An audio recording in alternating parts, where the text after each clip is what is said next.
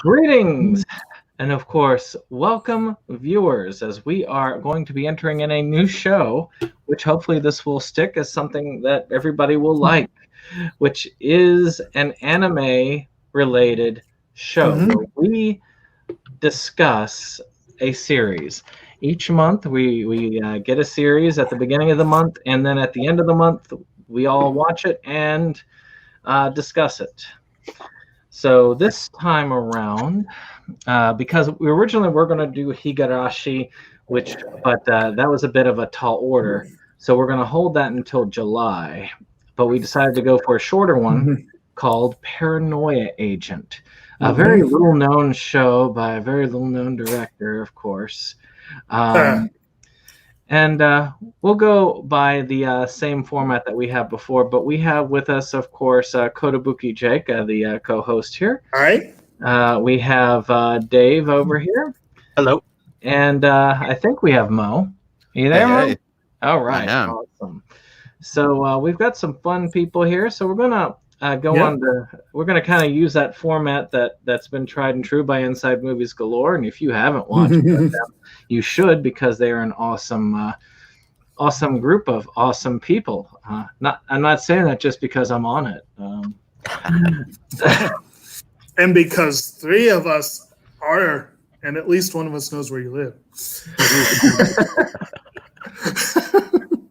So we'll go into first impressions after we go through a quick summary. It's a fairly difficult series to summarize in a good way, but in the essential, it's about this girl who is is behind a very popular animated character, and she, while under a great amount of stress, that's the girl, not the character. That's the she ends up being attacked by this little slugger character, and or so-called,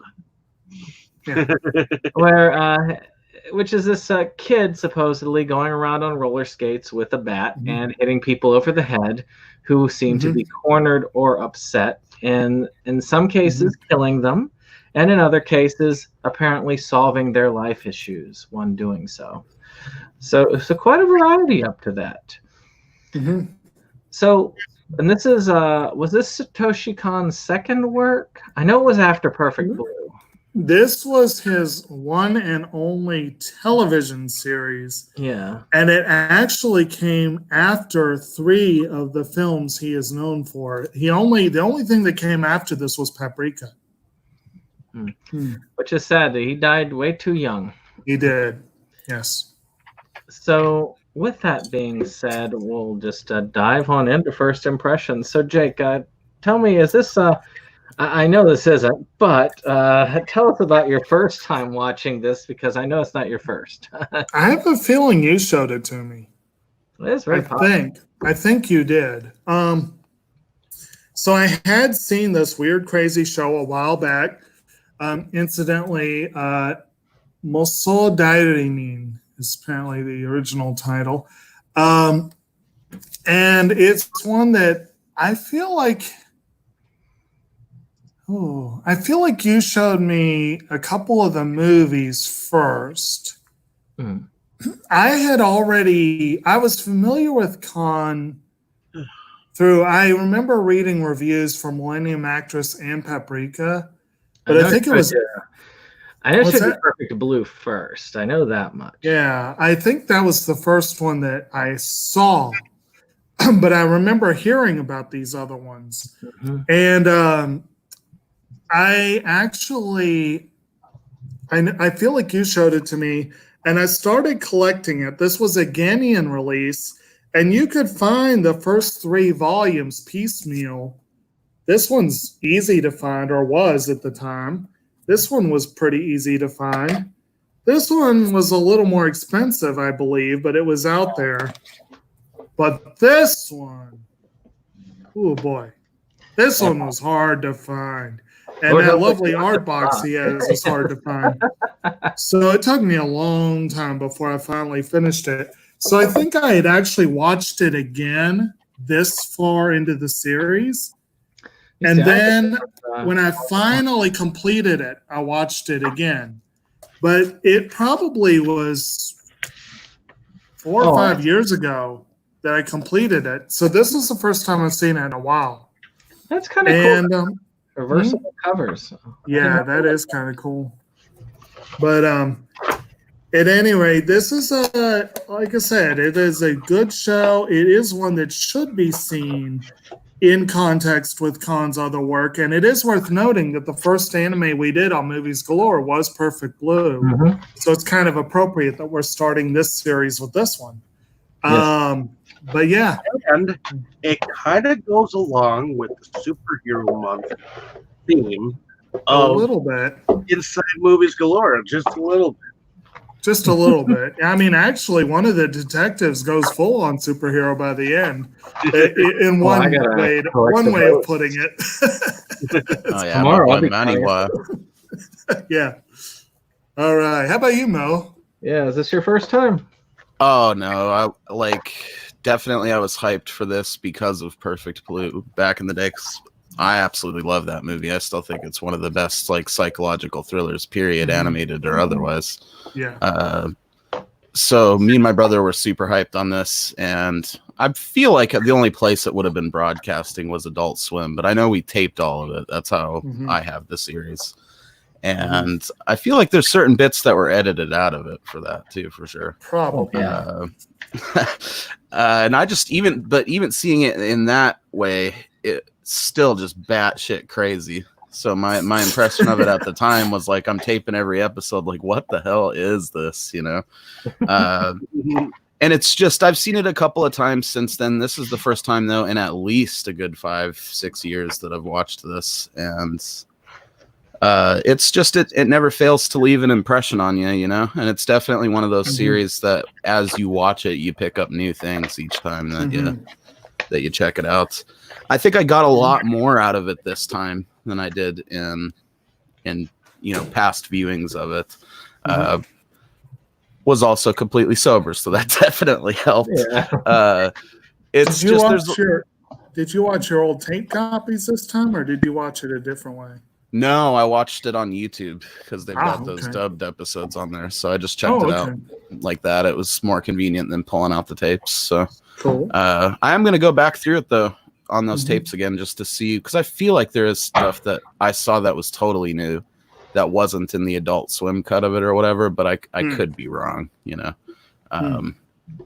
It's definitely a fun series, especially I can understand why someone like Brandon would be interested in this with all the psychology in there and stuff. So yeah, I don't know. I got a lot more out of it this time. I think I've got, better input than I would have had I been just doing this off of memory. So. So, Dave, is this your first time watching the series? This is my first time watching this series, and before even learning that it was a Satoshi Kon thing, I was like, wait a minute, deja vu, because I had just watched Perfect Blue from Shelf Factory like a week before. So seeing the cameo of the psychotic dude that was watching the girl in Perfect Blue, he shows up in the very first episode, and I was like, am I watching Perfect Blue? But I mean, there are various train sequences that I feel like I've seen before, right? Where they're crowded or whatnot. So I wouldn't be surprised if he had reused some animation sequences for this series, just very small and minimal. But this was my first time. I couldn't get my focus on it entirely this weekend until like tonight, and I didn't finish it, but I have a very good view of what was going on, and it's not as intense as When They Cry, not quite, but it is kind of out there. I mean, A little bit. Well, in some ways, I would argue that it gets just as intense just because of how it strikes a nerve. And say that this is kind of like slice of life kind of a thing, or a little bit, maybe a little bit, yeah. you get different views from different people, and it's kind of like it's kind of like a rear view window of a series, you know. It's almost more of I've read it described as an anthology series, and it kind of is. There's a there is a basic plot, a basic through line to the series, which is basically Tsukiko Sagi gets attacked by this assailant. It basically just kicks off this series of attacks that get more and more. You know, Brandon didn't really quite say this. They escalate. They get more and more pronounced as the series goes on. Wasn't it that she actually just wanted attention later on, and she wasn't really attacked? Well, you find that out, and this is part of the main through line to the series. Is you have this spoilers, yes. You have this pair of detectives. You've got Maniwa and the other Ikari, Keiichi Ikari. And Ikari is very skeptical. He is very much the grizzled old cop. He thinks it's all loadable. He thinks from the start she made it up. And the other one, Maniwa, is more open-minded, you might say. And he really takes it full on as this is a legitimate thing. And he's the one who easily latches onto the idea that it's the trapped and the upset who are being attacked. The other cop's like, no, it's random. It has to be, you know, that sort of, you know, so their whole thing is sort of a through line. And then you've got the whole thing of just other little elements here and there, kind of wandering to and fro through the story. I mean, So I was going to say, you got the schizophrenic that just happens to be the high school kid's sexual fantasy to keep him going. I don't think she was not all that aware of that. He talked about her as being the love of his life, and to me that relates close to like someone you have feelings towards. They're just not reciprocating it. Oh yeah. First off, well wishes to Michael McNally commenting on and checking us out again. We really appreciate it. This hopefully will go well as our first episode. I thought we would cover the plot in a slightly different manner than we would say the movies. In some cases, like Higurashi, we can just cover storylines because that's the easiest way to cover it. Right. For here, I think we could almost cover it episodes, or if it's a parter, which I don't remember if there were any that were two-parters or not, but I know that there was at least. Not really. But for here, each episode's kind of a different story. I mean, the first one I think we've covered pretty well, which was the introduction of our shy main character, if there was a main character in this series, and her creation and the stress in her life. And there's a loose introduction of some of the others, like the reporter and Little Slugger. You can't have the series without him. Did anybody have any other commentary just on the first episode, just the introduction of those characters? The reporter was kind of a pervert. A little bit. He was basically. You could think your stereotypical trashy tabloid paparazzo type character. He was relentless. He was dogging her every step, and that was really why he ended up getting attacked. And it was, I think, one of the reasons that cop thought that she was somehow behind it all because, you know, this guy that was giving her so much grief ended up getting getting smacked, Well, he had also hit somebody, like one of the old man that's in there, and he does episode summaries for the next episodes. Right, the prophetic visions. You see him writing this complex math problem, and you find out that he was hit by the reporter, and that the reporter is having to get that extra money, so he's kind of desperate right now for a story to pay out, and all that. There's a lot of exposition in that first episode. It really sits and lays the groundwork. And I will say it draws me in, but not like the first episode. I mean, the second episode did. That was the episode with that kid, because that's the golden shoes. Yeah, it really did draw me into the series. I was like, okay, this is something I want to watch, and I ended up like just main running the whole thing through. When I first watched it. Matter of fact, I hadn't say about my first watch. Well, my first watch was when I was introduced to Satoshi Kon through Perfect Blue.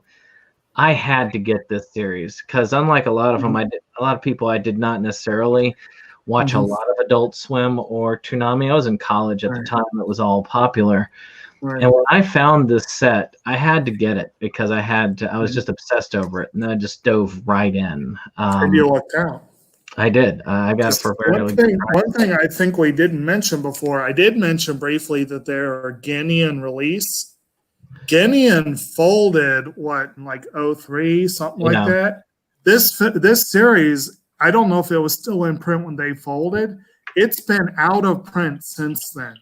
Funimation has got a release coming out in a few months. It'll be the first release in 17 or 18 years. I'm looking forward to that. That's going to be freaking awesome when it does. Well, it's apparently getting steelbook, so I want to get that. My hope is not edited. That's my worry. I don't think it'll be heavily edited. They may have a new dub, which will be interesting. Because they've been known to edit their dubs to be politically correct, so that's kind of a that does bother me. Better not. The thing with the golden shoes is that at beginning, again, the whole anthology nature of the series, you come to find out by the end of the episode, you definitely know how it fits into the bigger picture. But at first, you're kind of like, is this the same show? It does have a little bit of that. It's almost like an anthology horror series. That's the word I was like, hit that, because each episode is kind of a different story with a connector in between. And this one does have a couple of interesting things about it. One, you meet, first of all, that main kid, the first kid who, whatever his name was. Perfect kid. Yes, isn't it kid, Ichi something, isn't it? Or whatever number one is. And... Yes, Ichi for number one, yes. He is a spoiled little brat. He is a horrid little kid that everyone loves because he's really smart and he's good, athletic and handsome and all this stuff, and all the girls love him and everything. And this episode is really cool because it really dives headfirst into one of the very big themes of the series, which is the power of rumor and the power of the spoken word over other people and even reality itself. And basically, he has golden inline skates. He's good at baseball, and he's an elementary schooler. He kind of fits the vague description that this character, Sagi, gives. And because of that, his life is basically turned on its head. It's destroyed, really, because of how cruel kids can be, really. And, of course, he himself is a bully who decides to blame this other kid for his misfortune. Yeah. The way that they curiosity for the rest of y'all here. I mean, everybody here has seen that episode. Now, what were the rest of y'all's impressions of Ichi? Do y'all agree with Jake's impression? He's a rotten prick, that little kid. The episode is a great swift crash course in that you're not just dealing with sympathetic characters here. I mean, some of them pretty deserve it, and The kid he's bullying is kind of sympathetic, but yeah. he is the only one, and there is a reason later that kind of turns out to be the case. Yeah. But like this kid, I don't know, man. Watching him melt down because he's so obsessed with like being loved and being number one, and then it's not that way anymore. Like they truly took that to insane lengths in that episode. You get a real taste for how weird the show's gonna get visually too at the end there. Right. What about your thoughts, Dave? What are your thoughts on those two? The supposed hero of the students and the upcoming challenger to his fame. I'm sure there's a moment in everybody's life when they were in high school or grade school or whatnot. They wanted to be class president, wanted to be that perfect goody two shoes kind of a person. But and it's kind of like a political race. So you will have, people on either side that are either rooting for you or not.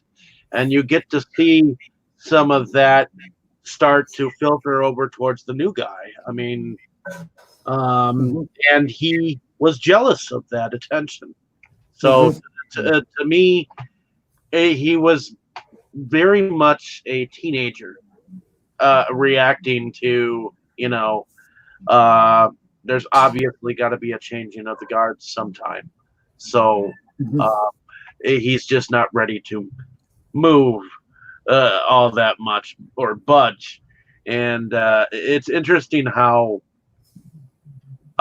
jealous he really does get, So, and it shows through the episode. At least I think so. I mean, there was that dynamic. See him a little bit later as a patient. So, I mean, he was on top of the world, and now that everybody thinks he's a little slugger, he's on the bottom rung. And this kid has the audacity to ask him how he's doing, to take all of his fame, all of his likes, at least in his perception, whether it's true or not is, most of them are just, I don't think that he's as popular as as we are led to believe necessarily, but he's more popular in his head. Yeah. Popular in his head. Yeah. More popular in his head than he really is in the classroom setting. And certainly in anything from Satoshi Kon, there is a distinct possibility that you can't trust anything you see on the screen. So that could very well be true. I did like that someone was carrying a palm tree in one scene. Yeah. With no explanation. He just never tells them what it's for. Exactly. But also there is that part where, again, you look at his perception, you see his perception. There's that part, again, where he had the audacity. Like, the kid is portrayed as just sort of this innocent kind of bumpkin kind of character, just sort of, they look down on him because he's from the country and because he's fat. But he's also, he seems kind of innocent. And the part where he tries to stand up for Ichi and it's like, hey, everyone, you need to stop picking on him. Oh, man, that tore him up. Oh, that was great. I really, I thought he was behind that too. So, and of course, they end it with little Slugger actually hitting him, which saved him in a lot of ways. Yeah.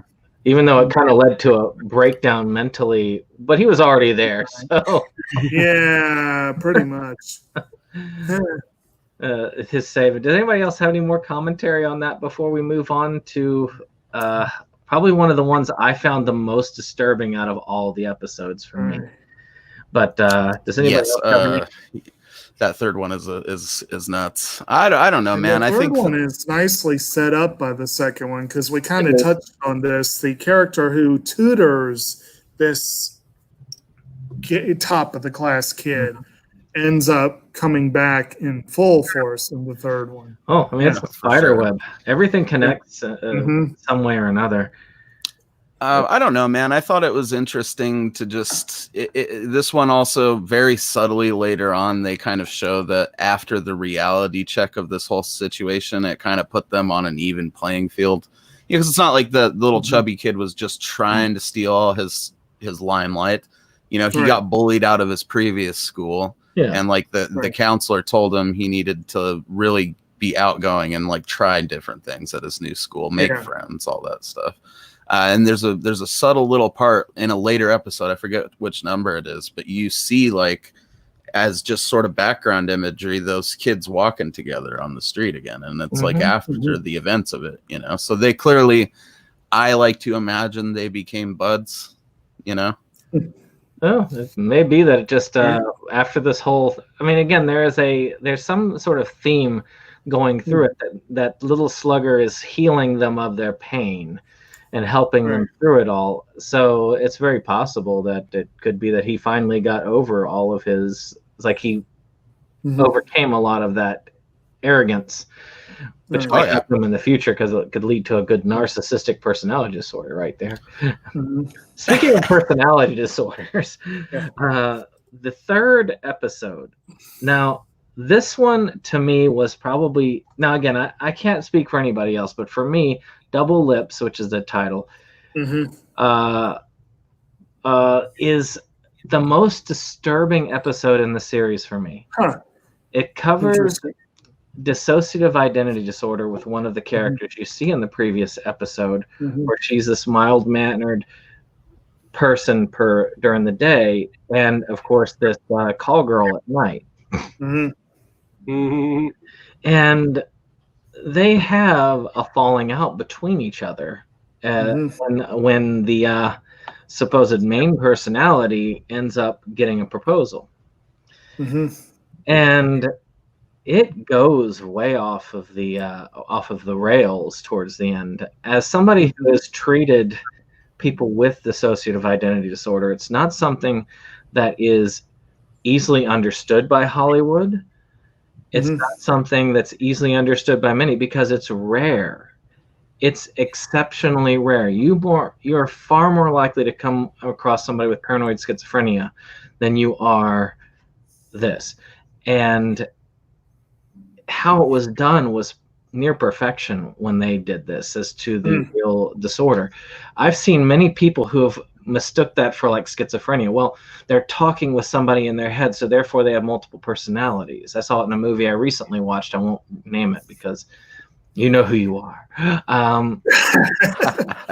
Where it was like, he's talking to somebody sort of like somebody else, and that was pictured as his multiple personality. But that's not the thing. That's just that's another voice in his head. That's there. This isn't a legit personality. They don't remember what's going on, but they communicate with each other through those voice recordings. And to me, I love Satoshi Kon's delving into the mind. For somebody in my field of practice, he is a fascinating study when it comes to his characters. And that one in particular was the most disturbing to me of all of them. And I don't even think they ever had him like directly interact, did they? Till that last insane sequence of the episode. But for most of it, it's more akin to like someone moving your car keys without you knowing, and then leaving like voicemails on your thing telling you, "Yeah, I did it. You did it to me first," or something. So they start doing that thing of like dumping the other stuff in the landfill and everything. And this one also. To me, this episode is probably the one that most directly calls back to Perfect Blue. And also heavily presages a lot of what happened in Paprika. There was a lot of, that one played with multiple personae, let's put it that way. Because Paprika was sort of I believe it was like an online persona of the main character. But of course, in Perfect Blue, the character is having serious difficulty telling where she is, what's up, what's down, there was a lot of that feel to it, I think, in this one. And yeah, this is one of the darker episodes. I think it was one that really stuck out in my mind. And it is also worth noting that the character's name, I believe, is Harumi Chojo. And I want to double check that. I think I've got it. Yeah, that sounds Harumi right. Chono. Harumi Chono. And Harumi, I believe, means spring, but Chono, if I remember correctly, means butterfly. And so that was a direct reference to her changing, and trying to be something else. And yeah, I just thought that was really fun. Yeah. Well, I like too how they like take it to the point towards the end too, where you're not actually sure she is the main personality. She might be the one that's just renting space a little bit, because it seems like the other girl kind of has a little bit more, I don't know, like confidence in the dynamic between the two. The other girl just seems terrified, like, she's got to make use of the time she has when she's in control. And I just, that whole end sequence of the shit, man, where she's finally just losing it, is absolutely fighting herself for the other personality or whatever. I mean, wow. I loved how they transitioned. As they were transitioning to night, you could almost feel dread with the main personality there. And there is a potential for second guessing. I mean, multiple personalities are created through trauma. Essentially, the basic concept for those of you armchair psychiatrists out there is that you can, if you have a significant enough trauma, you compartmentalize all those feelings into a different zone of your mind. And that zone becomes an entirely new personality. So a lot of her outgoingness, all of her fears of sexuality, all of her fears of being overtly confrontational, all of that goes into and files into this personality. Maria, I believe, was it Maria? Right. Yeah, I think it was. So, I mean, that would be the way to look at it. I mean, looking at it from a professional standpoint.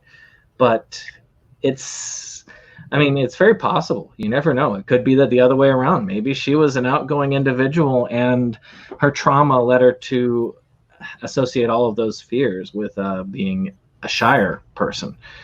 The best way of treating it is integration, as you integrate both aspects of the personalities into one another. So really, that makes sense. Neither one of the personalities is real. It's something in between. That shit is wild. I mean, and even if it is that she's the main personality towards the end, she's definitely running the risk of the other one, like fully taking the reins. And it's just great, man. I think she's the only character too where whatever her trauma was that led her to have, because every character has some type of psychological problems. Whatever trauma she had, it was like the only one that they dared not even show us, And when she was asked about it, she just like acted like it was too traumatic to talk about. I don't think she even ever told the psychiatrist that she was talking to. Somebody told me that they doubted that there was such a thing as multiple personality disorders.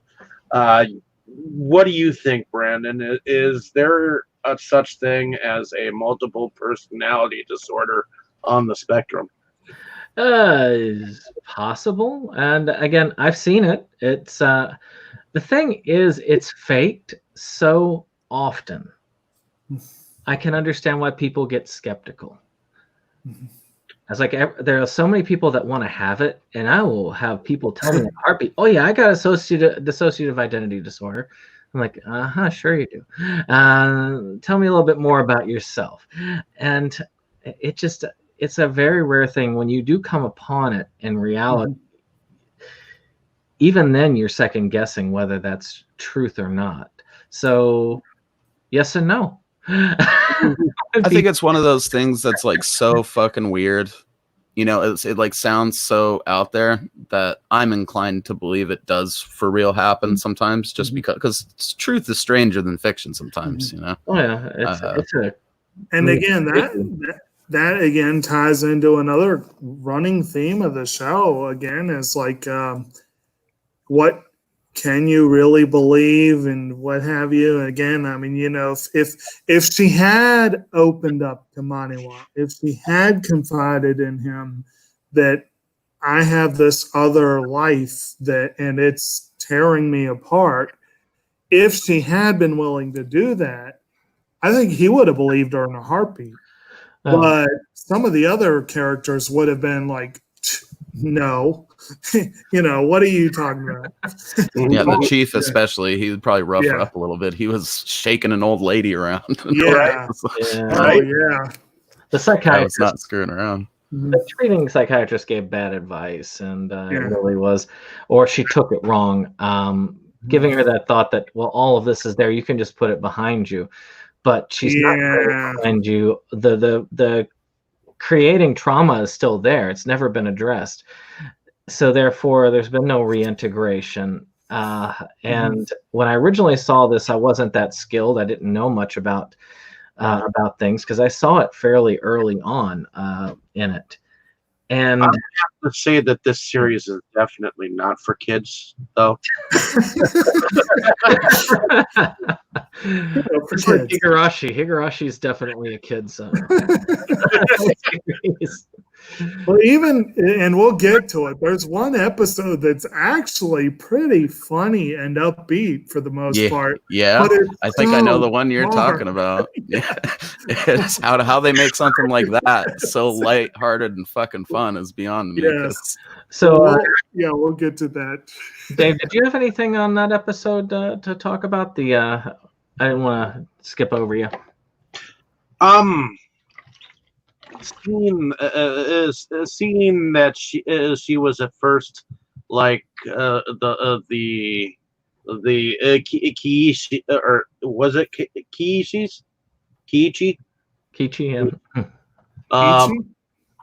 His paramour, so to speak. Yeah.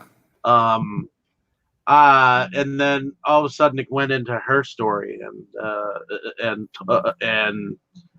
the contrast of the two, that was great. Because I mean, it was different to see that kind of idea of a woman who has two different identities, and she doesn't really remember anything until a voicemail shows up, or calls her new husband, so to speak, and it clashes.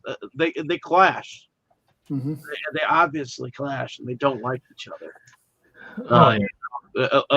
They don't like each other's lifestyles, and one is so timid and she couldn't like hurt a fly, and the other, she is definitely a wild woman of Wanda. And she obviously could probably sleep with Hitler and his next best of kin. So, and in some ways, you find out actually again they do a little bit of a rollover with those early episodes. This one introduces the character who's going to be the star of the next episode. And he is a John that is a regular client of Maria's, who insists that she refer to him as a Tosan, which you just know there's an unfortunate kink there. Is this the one run by a crime dude? The next episode, you see this guy who wants to become a crime boss in his own right. Although he's actually a cop, if I remember correctly. Yeah. But like I said, this episode introduces him and sets the groundwork there. But also, and I should also mention that the guy that she marries, that Harumi marries, is a very nice, decent. He definitely wouldn't harm a fly. I think she would probably be quicker to do it than he would. And so you do see an assortment of different individuals within this own episode. You see people who are the scum of the earth and people who are much generally thought of as much better people.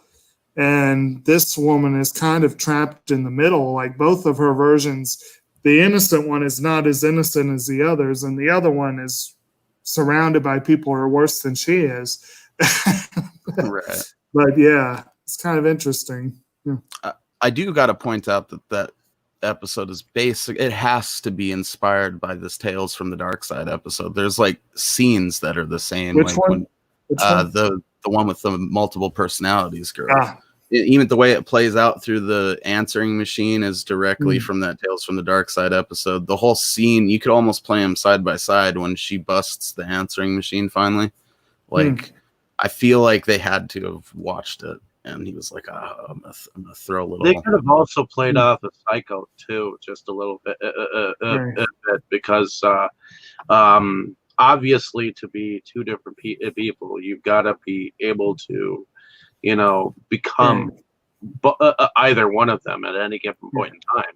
So, and she demonstrates that, like when she on a hair, she turns from Harumi to Maria, and you see she has the beauty mark like in a split second. She's already put that on, and it's like, yeah.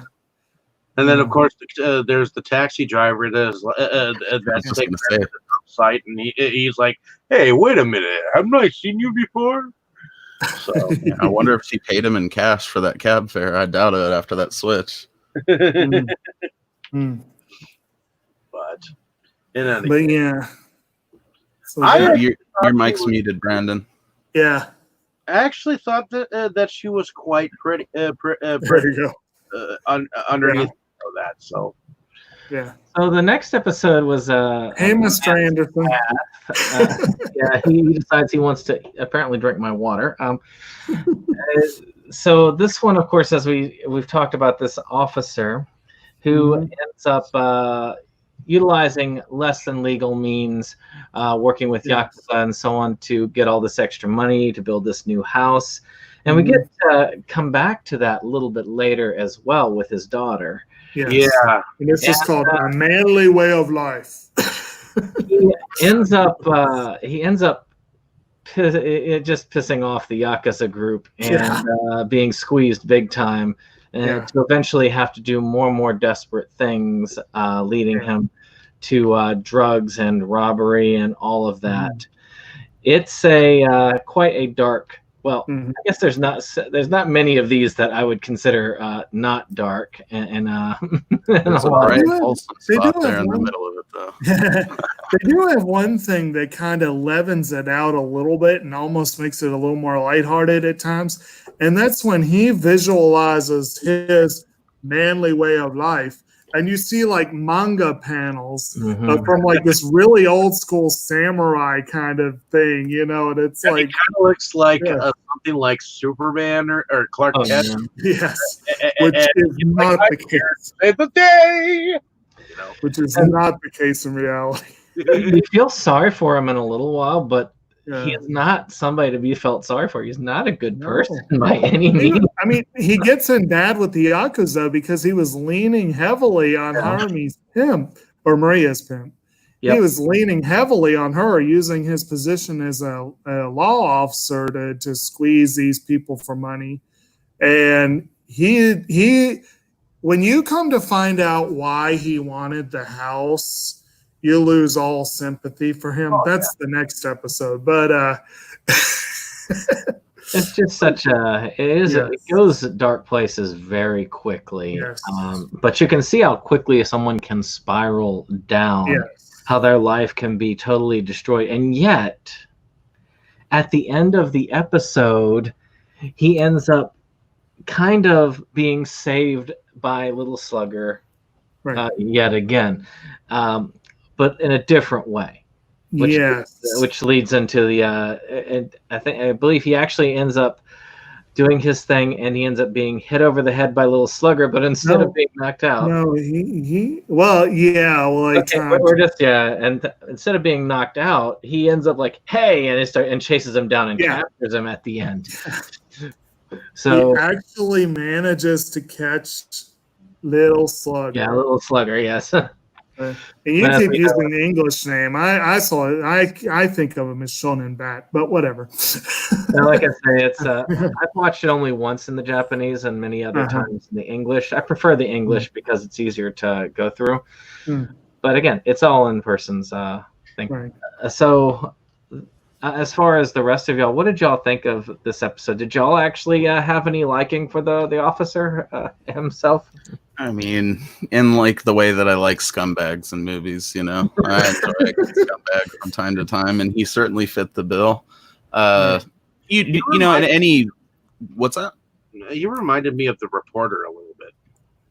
He did. They are sort of similar characters, I would say, just with a slightly A little different bit. slant to them. But And builds.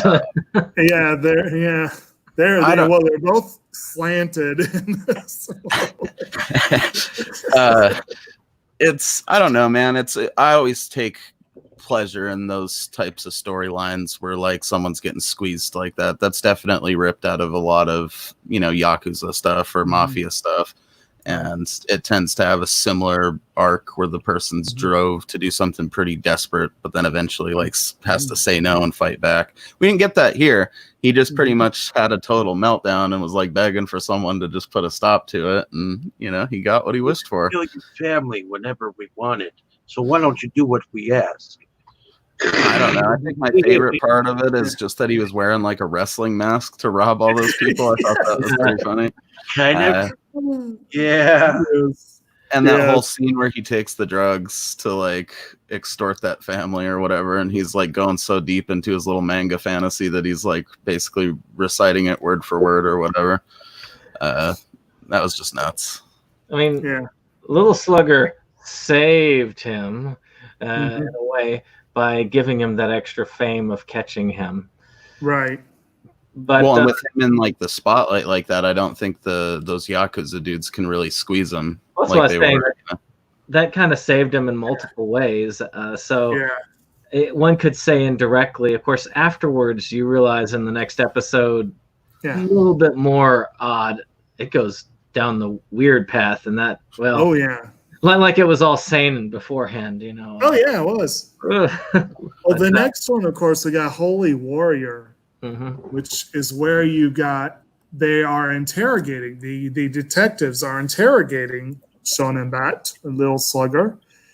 And you see Keiichi is, or whatever his name is, Ikari or whatever his name is that is one big pile of shit, basically. And then the other one is just, oh, really? And really, and like when they start talking like gaming terms and whatever, Maniwa's right there with him. And by the end of the episode, they're full on RPG mode where he's got like the Game Master guide, and they're talking about what was it, the ancient one or whatever it was the old dude from the nursing home, like the ancient wise one or whatever it was, And this episode reminded me a lot. I don't know, Dave and Mo, have you guys seen Millennium Actress? I have. It's been a while though. Yeah. No. So the main interviewer in Millennium Actress is a lot like the main detective here in terms of appearance, but the roles are switched. In that one, the main guy is the mega fan of this actress. He's interviewing this actress that he is a huge fan of, and the younger guy is more skeptical and less involved, less invested. But in that movie, the two of them get drawn into her life in a way that's like they are there. Especially the one guy becomes part of scenes from her life. And this one had a lot of that same feel to it. Yeah, it was it's very similar in the way that it completely blended the storytelling with memory, with reality, and you didn't really know where you were at any given moment. And that was really cool. I like that. That was kind of, and I love the gaming aspect of it. Oh yeah, it's supposed to be like Dragon Quest or whatever. Dungeons and Dragons. Yeah, it was a good one. It's also the first time we really start to see that these cops are kind of getting sucked into this unreality of the show too. Yeah. You know? which is awesome. Dragons thing kind of reminded me of the Pokemon game that came out like a couple of years ago where everybody could play it on an app, and anything could have been in any building. In fact, people were getting in trouble for going in certain places just for playing the fucking shit. My brother was obsessed. Your specialty, Mo, because this was based off of Dragon Quest. This is clearly based off of Dragon Quest. Oh yeah. And the Japanese obsession with the game. I mean, you think that we have an obsession with certain video games. In Japan, that game, when the game releases a new one in the series, they actually have a holiday. Yeah. Because people ain't coming to work. Yeah. It's like Dragon Quest that shuts down Japan essentially when one comes out. It might as well be a religious holiday. Which actually fits perfectly with the way that Moromi and everything involved with Moromi is portrayed in this series. And it gets pretty nuts. But yeah, the main kid in his whole fantasy, he's even wearing like the exact armor off of the cover of I think Dragon Quest 2. Yeah. So. Yeah. And I mean, obviously Satoshi Kon was familiar with. It's hard to be Japanese and not be familiar, at least, with the series. Oh yeah. And Maniwa's up in there dressed like a sage later. That's so awesome.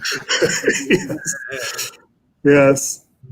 I kind of lost. I mean, maybe y'all have a better grip on this reality than I did, because I kind of lost my reality with this episode a little bit.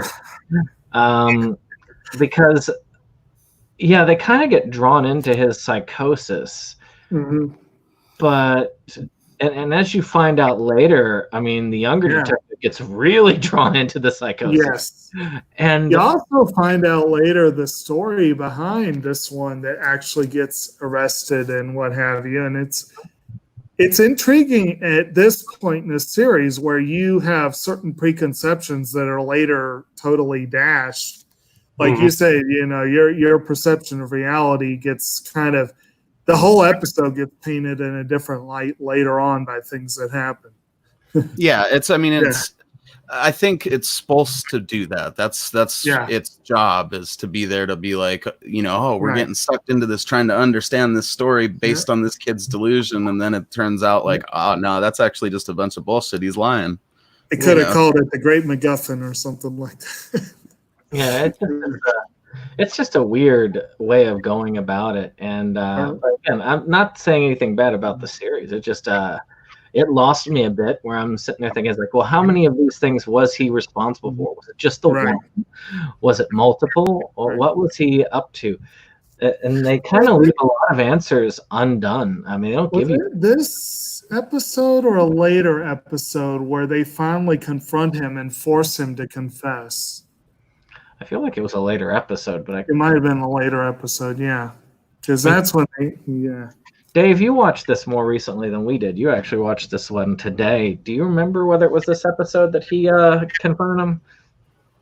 As far as the I think in this one they just do his fantasy pretty much. Yeah. Like, and then at the end they kind of walk out of his like fantasy reality back into the real world for a minute, and they learn that there's the old lady in the homeless camp from his. That's like the one actual bit of information they get from him is that there was this old lady who might know something, but she was not there. Oh, right. And that sets up the next episode, the hesitation over the attack, which does feature her. Fear of a direct hit. Yeah. Let's see here. Well, actually, I'm looking through this summary here. They're trying to question the old lady to find out about it, or she's not giving them any like major stuff that makes sense. The one detective are almost like whiplash. What's that? That's when the one detective almost gives him like gives her like whiplash. Oh yeah, he's shaking her all around. So yeah, this is the episode where you meet the old woman. You had kind of seen her, but also you have Taiko Hirakawa, who is the daughter of the detective, and not detective, the street cop that we talked about in the previous episode. And so you have these kind of parallel stories where they almost set you up to think that the old woman is related to the girl until at the very end you finally see that no, they just had parallel stories in a way. But so they're interviewing her. Meanwhile, you're watching this girl she's distraught. She is in deep distress. And you see her flashing back and seeing why she's in deep distress. And, well, her old man, the cop, got this great, shiny new house for the family. And everything was good, and everything was copacetic, as they say. And until she found out why he insisted she get her own room. And it is unsavory, let me tell you. Oh man, I can't believe you let her access that from her own room, though. That was sloppy. Yeah. That was, ugh. Well, he's not exactly the one that thinks things through. No, he's not. We know that in the episode that stars him. And it goes from where she feels like she has this perfect family life to hating her life, her family, and her situation. And that culminates in the, whirlwind of destruction that that ends that episode. Yeah, so basically, not to put too fine a point on it, she finds a video feed on the computer. Yes. And she ends up wishing to be made empty. I think that was the way it was described in the sub. And she gets her wish. After the attack, she is amnesiac. Yeah, it's like it wipes her slate clean, you know? Like the house is gone because of the mudslide. Her memory is erased. That was a nice touch. That was because there's a typhoon happening, and actually the title is partly a reference to they're hunkering down for a typhoon. And another thing about this episode is this is a little bit after the early attacks. All the people who were attacked are out of the hospital. They've arrested, quote unquote, Shonen Bat. And everyone's more worried about the typhoon that may have a direct hit. Yeah. And then there's this attack, and the one cop pushes it out of the way. Well, that's not even our district. Don't worry about it. But Manawa's like, no, it's related. It's got to be related, you know? And he actually goes and interviews with her, and she's just completely, like, she has this weird, creepy grin. Like, she's so relieved, but doesn't even know why. And it's just really creepy. And you see just her father, just a mess, which he gets half a sympathy point for that. But, yeah. Not much. Not much. But yes, but I do love that touch of the typhoon does destroy the house, and that's a nice. And then the little slugger literally wipes the slate clean. Yes. But and actually, with the old woman's introduction, of course, it does start to throw doubt on the original story. Yes. Of the first episode, beyond just the detective being skeptical about it. Yeah, she straight contradicts the eyewitness account. Yeah. And that's where we start to learn. Of course, we really don't get into her mind until late in the series. Well, the main creator of Hiromi, not the old woman. So the 7th episode. Oh, did any of y'all have anything more to say on episode 6 before we move on? I think the old lady. Or is that later when she gets washed down the river? I don't know. I really liked the part, though, when she was, like, saying she wanted the house gone and the old lady's shack blew down. Like, that was such a cool moment.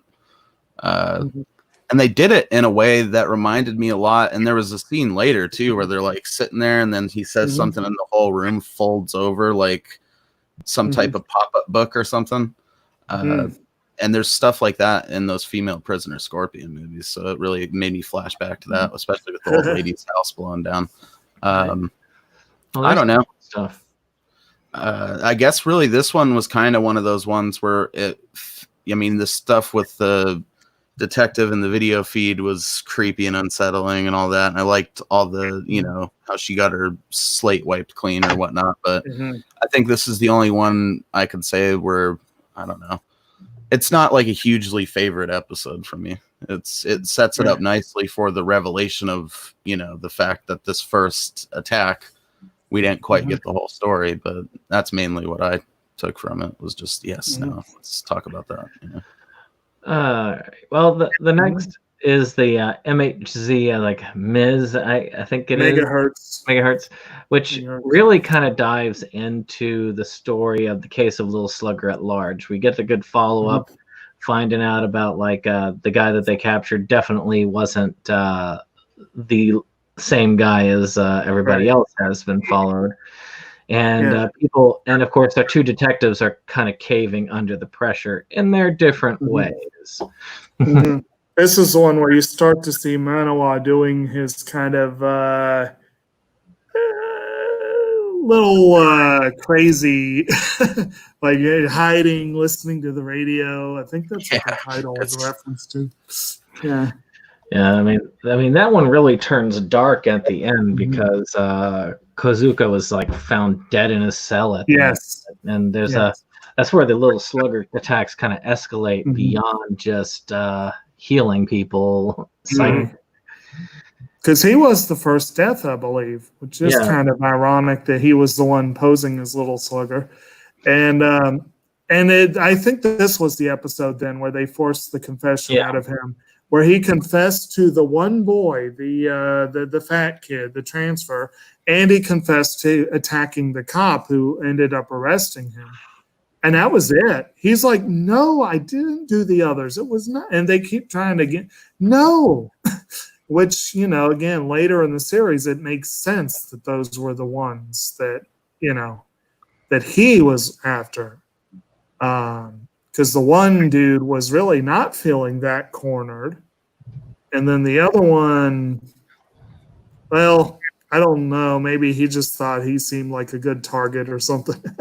Well, he didn't fit the pattern more so because almost everybody else, like a lot of their problems that were making them feel cornered weren't necessarily of their own doing. It was something that was wrong with them or something that was done to them or something. The cop, he was in that shit because of his own fault, So, yeah, you could make the argument that Ichi was digging his own grave too, but that was, he would say it was all being done to him. But well, he's purely psychologically messed up though. That little Ichi kid, like the cop is just a dirtbag that got into. Well, he definitely was doing it all on his own. There's no question there. I don't think that there are very few very likable characters at the end. Right. Though the next episode does go into a fairly likable family situation. The happy family planning, I think, is what they called this. Good old road trip. This one has my favorite episode of the series. And this one actually harkens to what is easily the most upbeat of Khan's works, which this one reminded me a lot of Tokyo Godfathers. There was a lot of that feel to it. The odd trio bound together by something unusual. I don't know if y'all have seen Tokyo Godfathers, but that, of course, is the one about three homeless people who find a baby in the trash and go looking for its mother, basically. And this one, you got three people brought together by desire to commit suicide, which is a much darker idea. I like how surprised they are when they find out that the third one they meet him is just a kid. Oh, yes. And then the old dude who looks like something out of an American history play or whatever is desperate to find some way to shake her off so that they can't, because the two of them have no qualms with themselves. But they cannot imagine helping a child do this. I was trying to figure out how they became deceased. Because I did not see where they had died. Well, there's a pretty Go ahead, Jake. Well, go ahead and say your thought, Elsie. There's this pretty strong argument to that they died when they were initially taking those pills in that old building, and then like that bulldozer thing interrupts them. I'm pretty sure. I feel like they were probably dead from then through the rest of it. Obviously, I'm sure we'll elaborate on how they discover that, but yeah. And it seemed to be a good consensus in the comments too on the YouTube clip that I was watching. I had kind of thought maybe they were dead from the start, like that maybe once they had imagined this idea of a meetup, you know what I mean? Like, I could be wrong, but it's interesting to think, because it's like you got this group, they're trying so hard to commit suicide. And actually, another thing this reminded me of. And this is a movie I will be putting forward one of these days in Movies Galore. I think we need to watch it one of these days, is the Swedish film A Man Called Ove. And in A Man Called Ove wants so hard to commit suicide, and he's so disappointed that people just won't leave him alone so he can get the job done. And sort of that vibe to this episode. And it's fun. And the one guy, he's like, it would be so cool if I were dead. Yeah, so it's like, this is definitely gallows humor, no doubt about it. Oh, done in the best. I love that way too. I love that part where they're all just hanging by a noose, and then they're like, "Who's supposed to start this thing? We didn't even figure that out." Yeah. And then they had it like they had surreptitiously cut her rope, and they also had it set up so they were all just the right height, and everything was just Well, like with the train, their whole plan was to put her back or whatever. Well, I think one of the great moments is when they're all planning on jumping in front of the train, and then that one dude out of nowhere, and they look and they're like, "Oh, so that's what happens." Yeah, maybe not.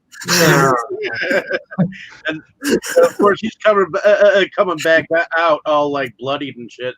He was like, every time I try to do that, it never quite happens the way I want it to. Yeah. And that was one of your hints that something was off. Yeah, because what's his name? The big buff dude saw him walking out of there, and he's clearly a ghost, So, and then that's like once you start noticing that they don't have shadows, you can go pretty much through the whole episode. From what I didn't notice that. They don't have shadows. I always like how there's layers to some of these episodes, and this is one of them that you don't necessarily get everything on the first watch, and each time you go through it, you can look a little bit more into it. I love this episode for its dark humor, gallows humor, literally, and just in general, just the general fun of it.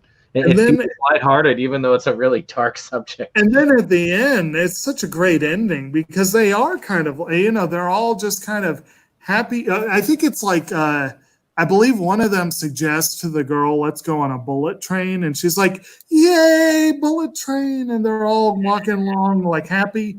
And they pass by these tourist girls who one of them's getting ready to take a picture of the others. And they all photobomb the picture. Yeah, and then the girls look at it and they're like, ah! And that's when you realize, wait a minute, they are ghosts. That's like even though it's not explicit, I still felt like that was a pretty good confirmation that wait a minute, these folks are dead already. Well, and it's great that like it's tragic at the same time that they find, because there's a theme of loneliness in it too. Like the little girl doesn't want to be left behind. The other dude is like heartbroken because of something with his lover. They don't really tell you. It's just you see his locket or whatever. And I imagine the old man has a similar story. And then it's like after dying, they find that happiness that they wanted when they were alive. Did you notice that his lover was in fact a man? Yeah, he was. Yeah. Which actually, again, this really feeds into the whole Tokyo Godfathers comparison, because there, the trio, you had a girl who was a high school runaway, You had a guy who's a middle-aged alcoholic, and you had a dude who's a drag queen. So, you know, that definitely was very similar in a lot of ways with the setup that they had. So, for those of you who are listening, you should check out Tokyo God. Actually, check out most of his films. It's not a huge library of them. I think there's, what, 3-4 films, maybe? There's 4 films that were original projects, and I believe he directed one of the One Piece movies.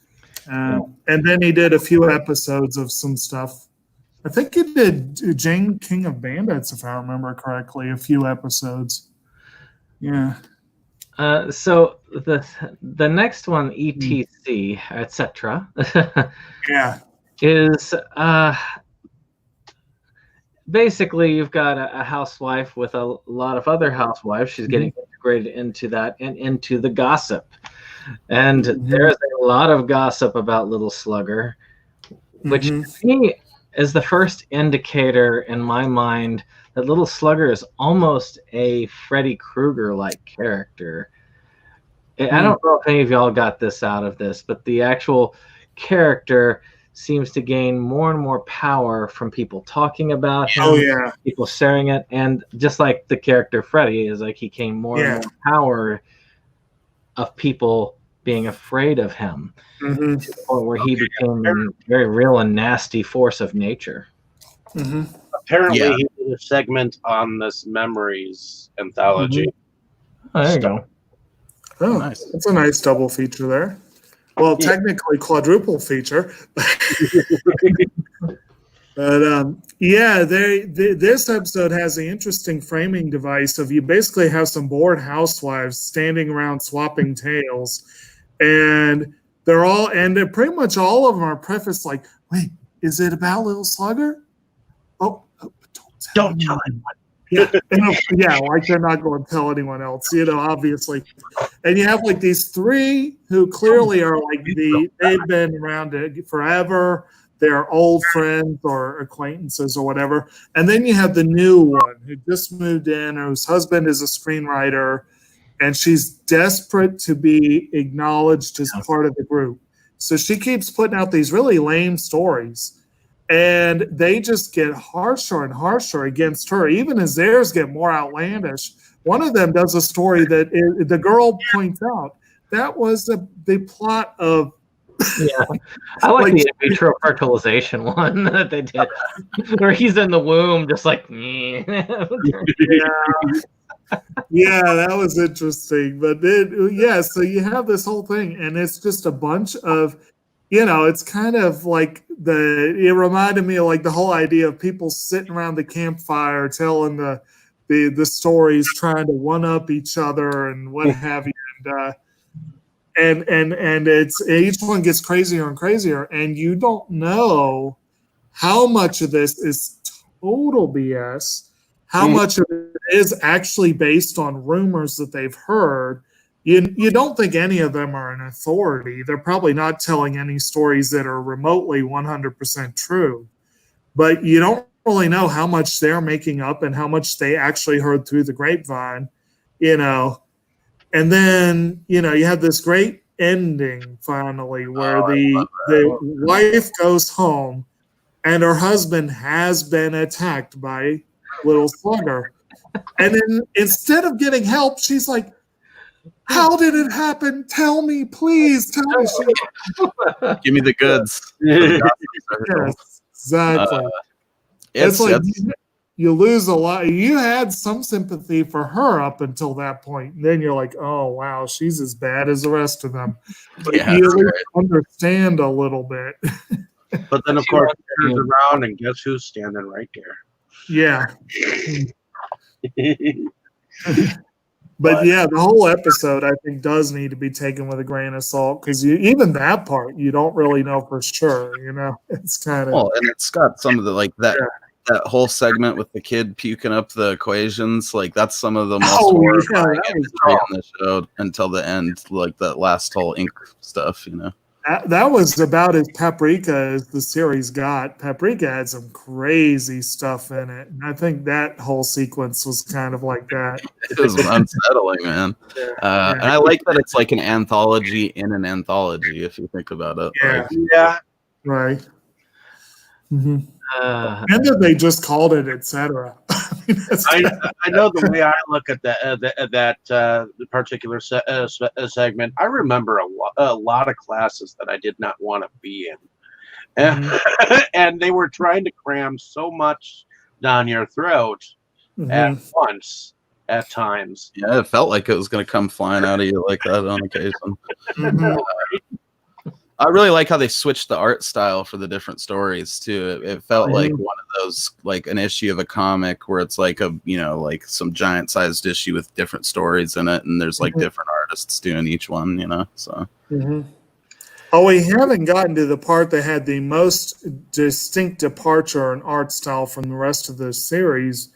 But you're right, there were a lot of subtle differences in this episode, but in general, a lot of the episodes had like minor differences to the art. There is a distinct overall style that most of Khan's work had, but which honestly gets kind of ugly at times, like not the overall art, but like the people sometimes get really dude, people in real life are ugly. So I know, but it's rare that you see that in anime. It's rare that you see, you usually see this really stylized kind of, the ugliest people I've ever seen, I think, are probably in either Samurai 7 or Baki the Grappler. Those both stand out to me as having really ugly fucking people in them. Yeah. All right. All right, well, we've got another episode here, which was Mellow Moromi. A lot of it just centers on the guy who is the film runner and him trying to get the final of an episode. If I remember correctly, that's the one where it's all about the terrible pacing and cutthroat nature of animation in general. And of course, it's not that I feel all sympathetic towards the guy who's running the films. No, he sucks at his job. Yeah. Well, and I think this episode kind of like could almost be like an introduction to the various credits of what people behind anime actually do. Oh yeah, I like how they did that, and actually, I think Moromi was the one that did the introductory segments, right? But and that was an interesting little departure. There's some fourth wall breaking in the series. One can't help but thinking, and it's appropriate, sadly appropriate, that Khan. It's well known that a lot of people in the industry suffer severe injury and death from overwork, and Khan was one of them. He died young from overwork. Oh yeah. And this series, I think this episode probably, especially coming so late in his only series, I can see this being him making a commentary on the entire process. I think that was probably part of it. Yeah, it seemed like a slight cry for help, A little bit, yeah. We're dying back here, like. Right. And then, like you were saying, the cutthroat part, when the guy finally literally is laying bleeding in front of the station, they're like, oh, good, the tape's here. Yeah, and then just take the tape, and it's like, oh, wow. That last part just really exemplifies how it is. Now there's a more gentle explanation as to how things work. This one was a no holds barred way of going about it. But there's another one like Animation Runner Kurumi. If anybody knows that one, it's one of my favorites of it but it's a much gentler and friendlier view of the animation process. One of my absolute favorite shows of the past decade that I really highly recommend, and it's currently part of the Right Stuff sale. So guys, you give it a go. Shirobako is also about this process, and it's much less dark as well. Although it really does get into it doesn't sugarcoat it quite as much as Animation Runner Kuromi kind of plays it all for broad laughs, I think. But it's still good. It's still good. And there's an inherent darkness that you see there as well. But that one was mainly circulated among conventions and stuff like that, which is why it had a different weird touch to it. But it is kind of sad because if you look at the Japanese culture, it's a culture that has a ton of suicide, and this is the reason. It's, I mean, we're talking about like a day off for Dragon Quest, but the reason why they do that is because these people are working so hard. When they finally when they go to play or go to actually relax, they do that just equally as intense. They are an intense culture. For sure. Yeah. Yeah. So, and I can feel that a little bit, only getting one day off every 2 weeks and not getting to relax as hard on my time off as I'd like. Well, and I think, it really puts into perspective, like, you see some of these people that are like, just absolutely pissed when there's not new episodes of stuff yet. It's like, just relax, man. Look at how much of it they've already cranked out to you, And this was just for the first episode. This wasn't even later in the series. This was like the first episode of Mellow Moromi. But it was one of those things where Moromi was like, had already become this cultural icon, and everyone was desperately waiting for the show. That's kind of... Which didn't look very good. No, it didn't.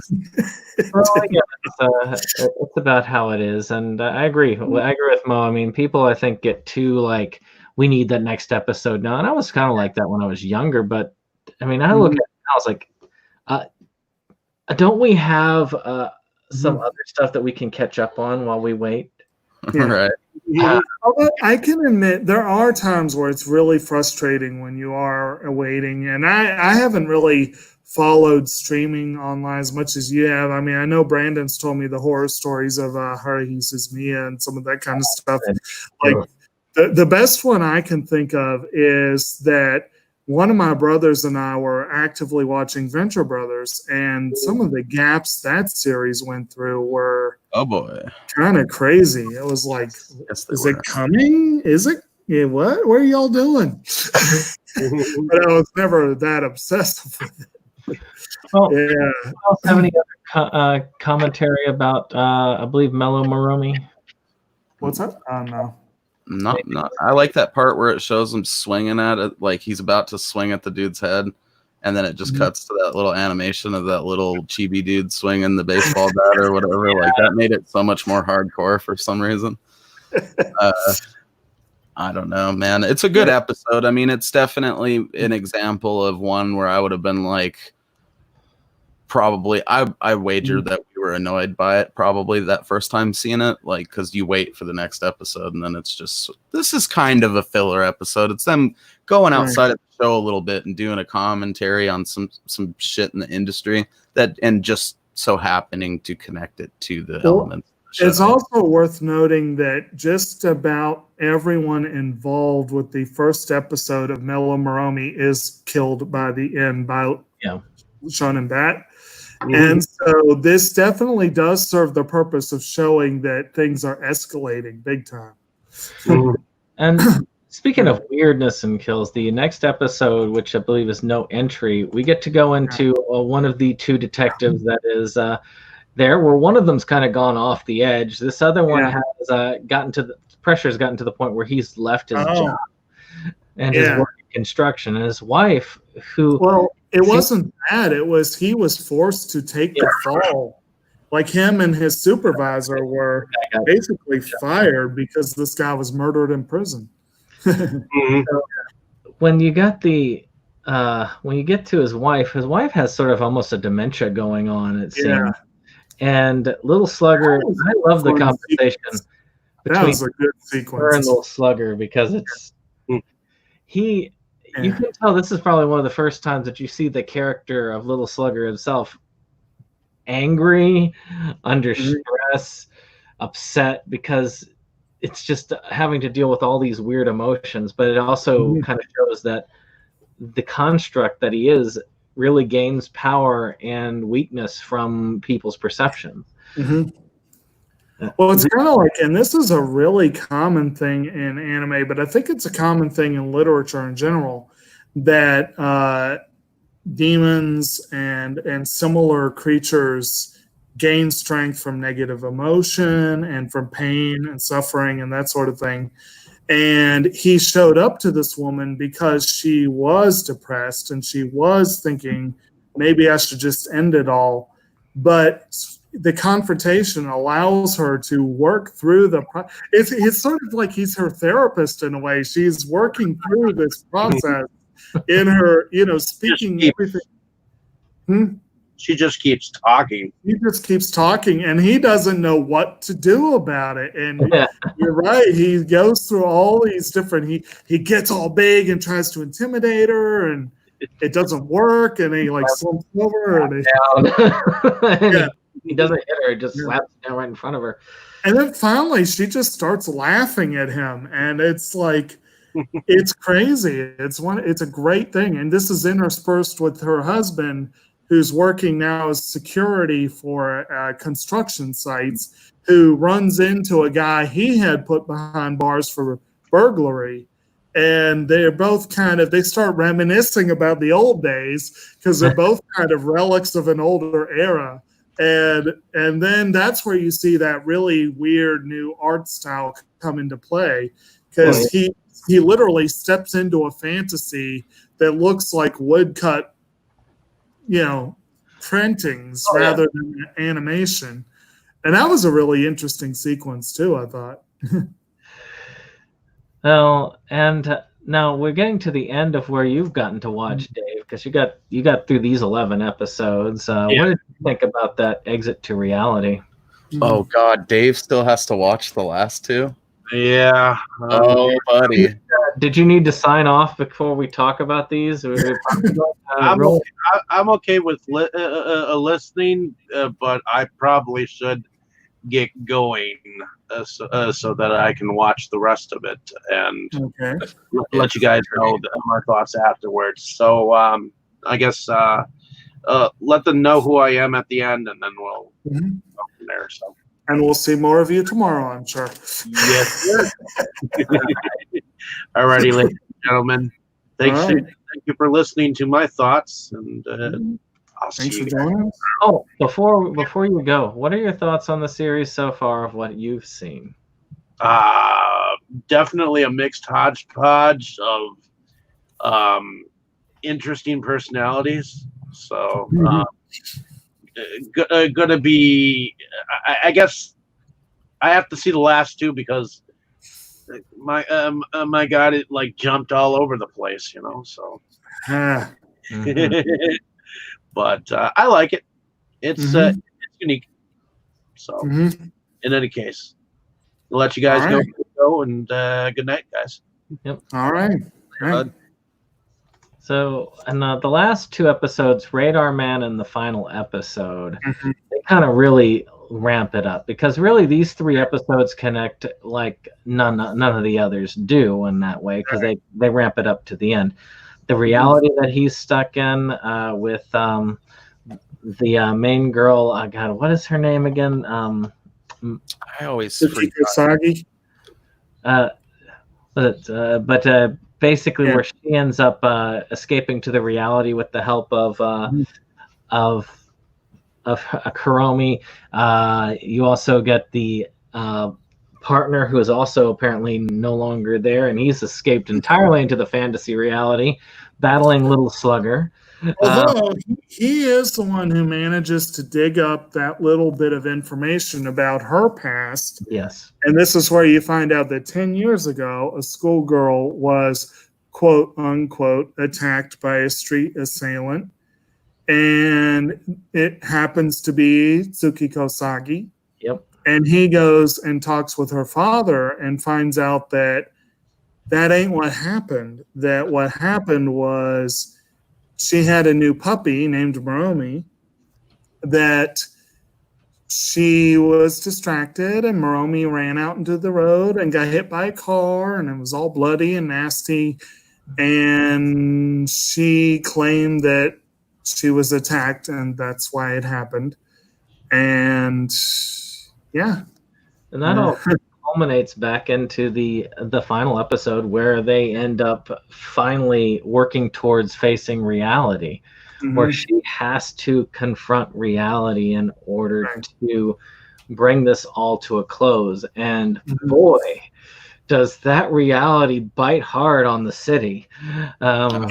My God, dude, that whole ink blot just terrorizing the people and destroying the city is that part where it pushed them up against the subway glass, like, is one of the most horrifying things that I've ever seen, man. It's good stuff. But yeah, that seemed to be kind of like, this is the point where you start thinking about that a lot of the show is about people that have a hard time dealing with their realities, you know? Yeah. And that it's been avoided to the point with this girl where it has grown to be like this tangible, destructive fucking force that's just rampaging through the city and through everyone's lives, you know? Right.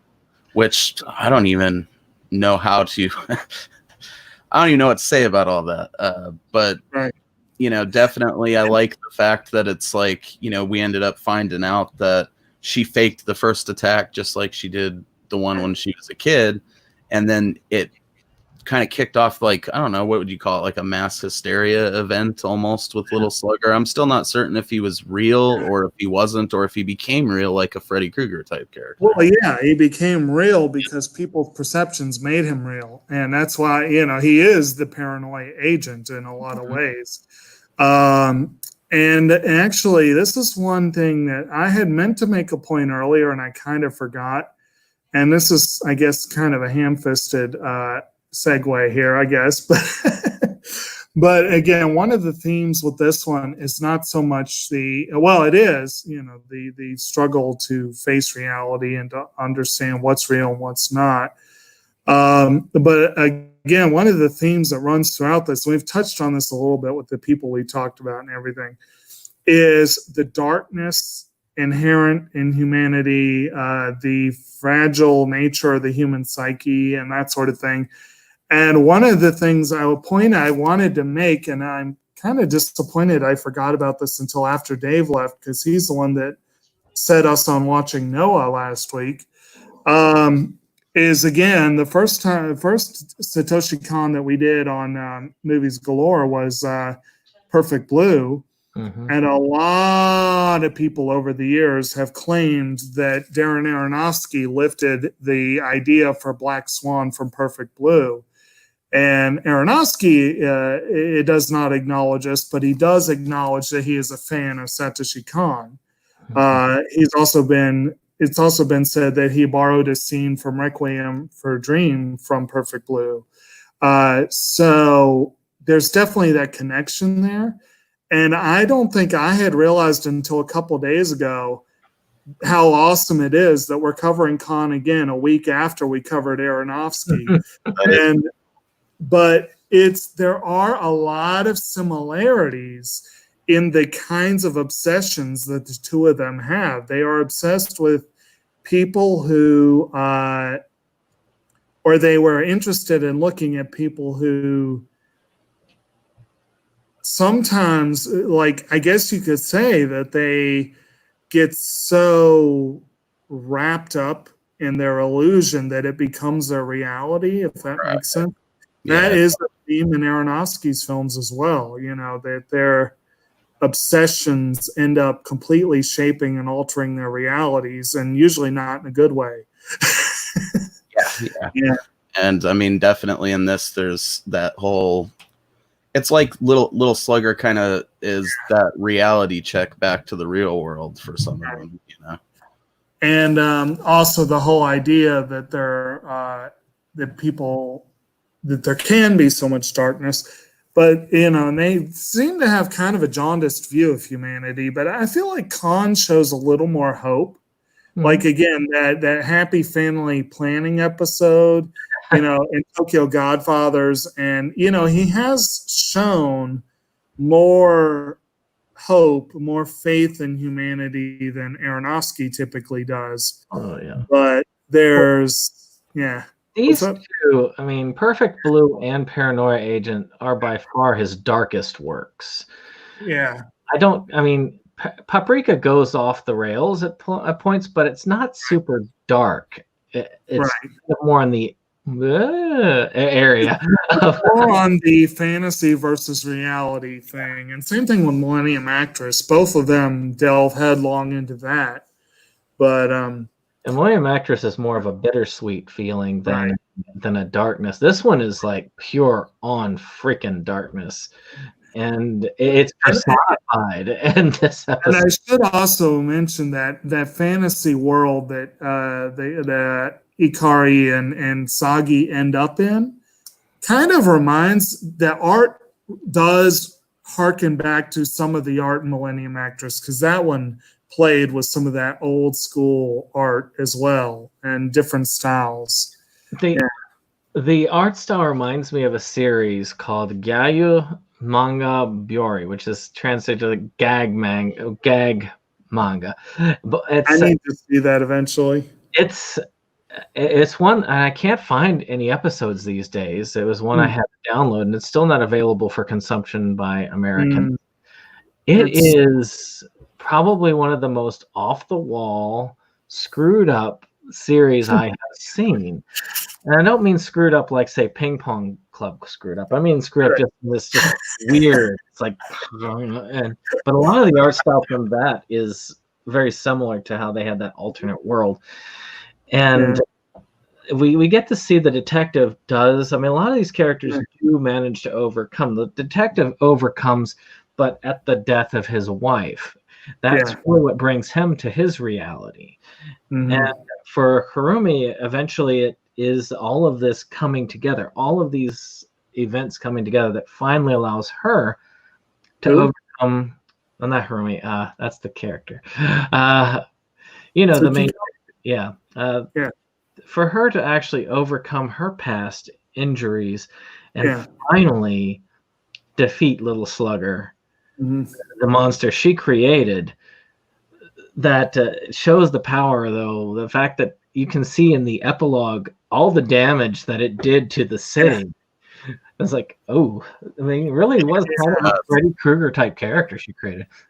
Well, and in a way, that Harumi dog is like another monster that she created too, and they do some cool stuff to play with that in those final episodes. Like the dog just wants them to stay stuck in this fantasy reality and avoid dealing with the shit going on in the real world, And well, that's really what that sort of creation is all about.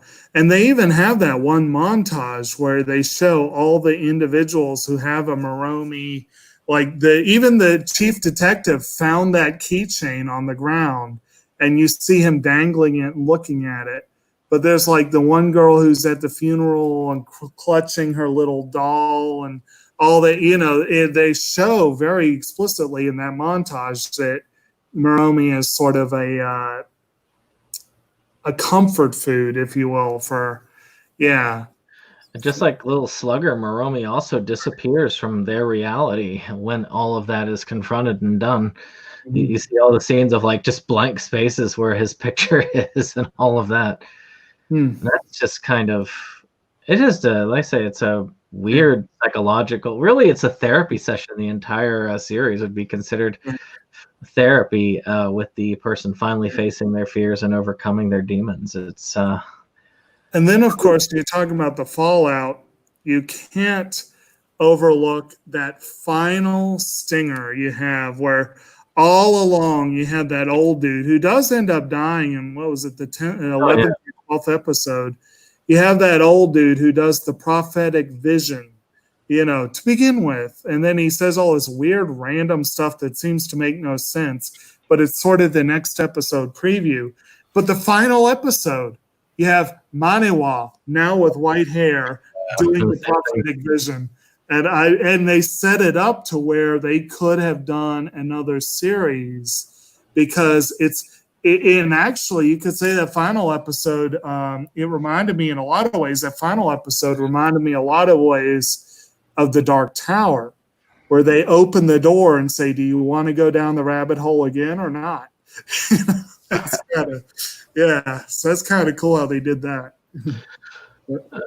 So Why don't we take just a moment as a kind of just a couple of things I wanted to do as an ender for this. And again, we're kind of learning, but Mhm. as time goes by, I figure as a monthly series, we'll get into a good rhythm. Hopefully. So why don't we go around with two things for each of us? One is your final thoughts of the series as a whole. And Mhm. then, of course, just to tie it back into our other discussions, a favorite scene, or actually, why don't we just go favorite episode of the Okay. series? And that way it will be just kind of fun. But before we go there, there are there was one basic or two basics that we've kind of touched on. One of them we touched on more heavily, which was the animation style. Mhm. I don't know if we have to really go there, but we haven't really touched on the music. And I have to. The opening sequence is one of the greatest, if any, anime ever. I love it. You have this great upbeat song. I think what's the song is called. I don't know, but it's got some sweet like yodeling type stuff in it. Exactly. It's called Yume no Shima Shinen Koen.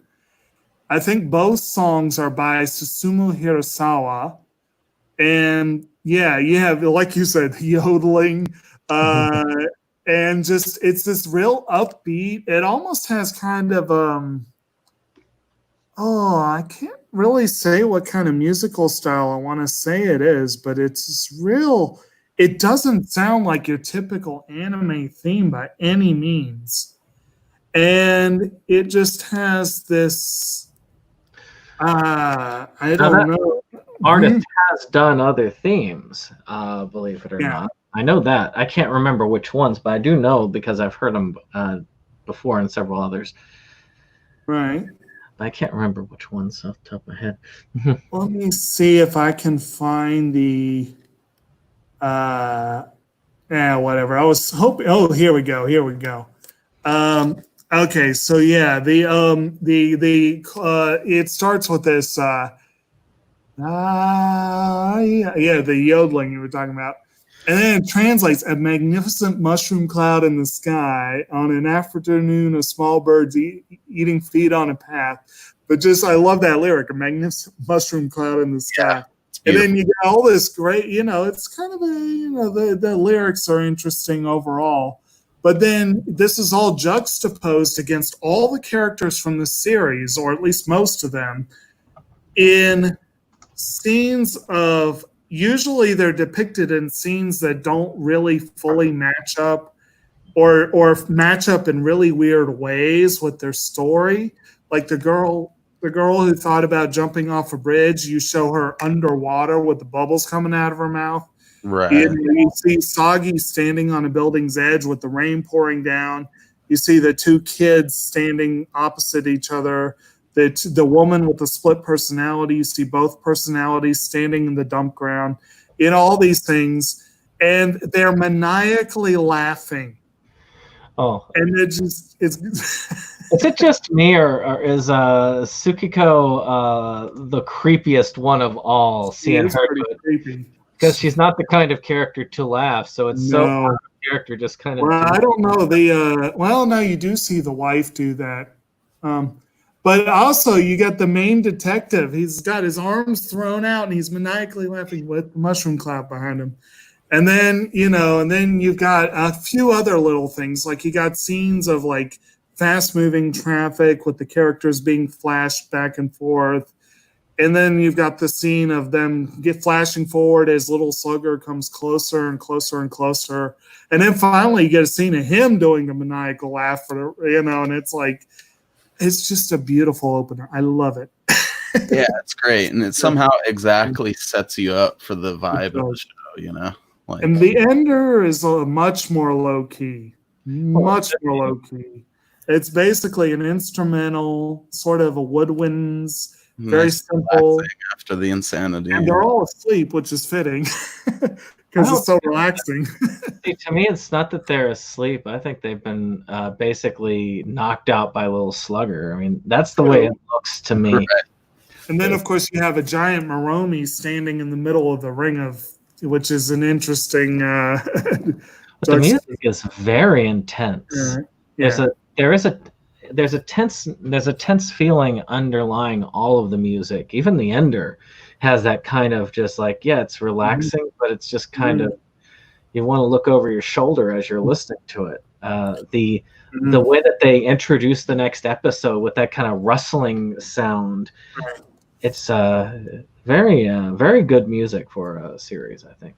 Oh yeah, you can tell they put a lot of thought into the music just throughout the entire thing. Had to work well with all the insanity to, build that vibe and the paranoid feeling to a lot of it, which is. And that one, of course, that final one is called Shiroi Oka Moromi no Theme, or Moromi's Theme, but Shiroi Oka translates White Hill. I don't remember exactly how you can translate that other one. Let's see here. Dream Island something. Shinen Cohen. Let's see.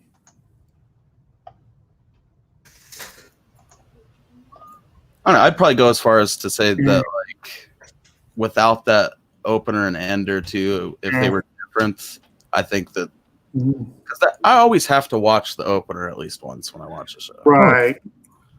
Because if it's either going to just be fun or it's a fun, catchy song, but sometimes with something like this, it's like it almost is like a palate cleanser from whatever you watched previously. You go into Paranoia Agent and that thing just scrambles your brain just right to get you ready for the episode.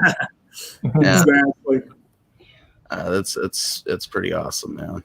And then that closer, it's like I let it play through more often than not when I was watching it. So, so Mo, why don't we start with you about what are your general thoughts on the series as a whole? Now we got through this discussion, and what would you say your favorite episode is? General thoughts as a whole would probably just be that it's a really good psychological series.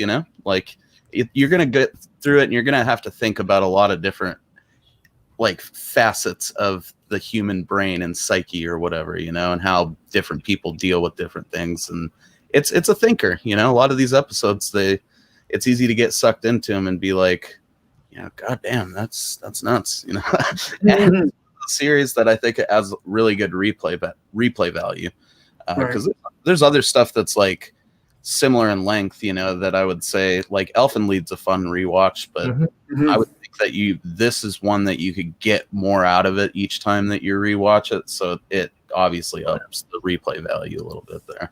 Although it would certainly be lovely if we hit Elfen Lied one of these days for one of these discussions.